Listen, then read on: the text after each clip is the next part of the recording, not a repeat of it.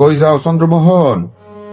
তোমার ক্ষেত, তোমার পুষ্কুনি, তোমার আম জাম কাঁঠাল কলা, নারকেল ঘেরা বাড়ি, উঠুম্ম হলুদ গাদা, নীল সন্ধ্যা মালতী, বাঁধানো তুলসী মঞ্চ, গোয়াল ঘর, তোমার রাজ্যপাট ফালাইয়া রাইতে রান্ধরে কই যাও?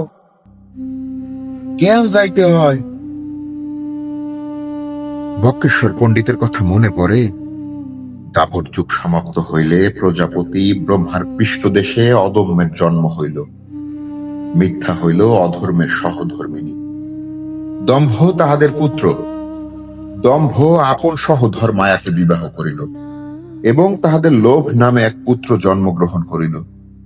লোভ ভগ নিগমন করে, ফলত তাহাদের ক্রোধ নামে এক পুত্র এবং হিংসা নামনি এক কন্যার জন্ম হয়।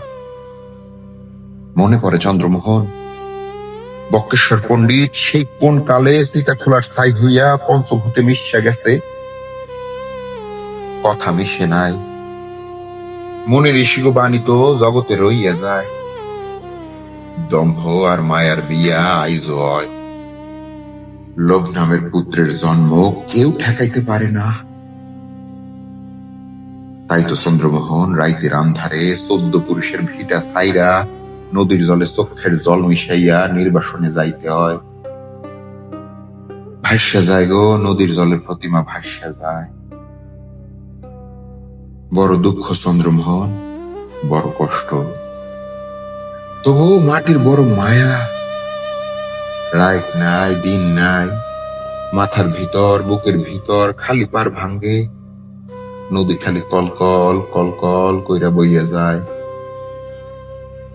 চন্দ্রমোহন মনে পড়ে আশ্বিন মাসের সেই পূজা, ভরা বর্ষার আন্ধারে রাইতে মাঠে বিল ভইরা লণ্ঠনের আলো, কালো কালো মানুষের হাতে ট্যাঠার পোস, মাছ জলের দিন বড় তর পায়। আহারে মাছ! সেই নদী মনে পড়ে? মনে পড়ে চন্দ্রমোহন? বর্ষার নদী, আশ্বিনের নদী, কাশবন, শীতের পিঠা, নবান্ন মনে পড়ে। তবে কই যাও চন্দ্রমোহন? রাইতের আন্ধারে রাজদোপাট ছাইরা কোন নির্বাসনে যাও?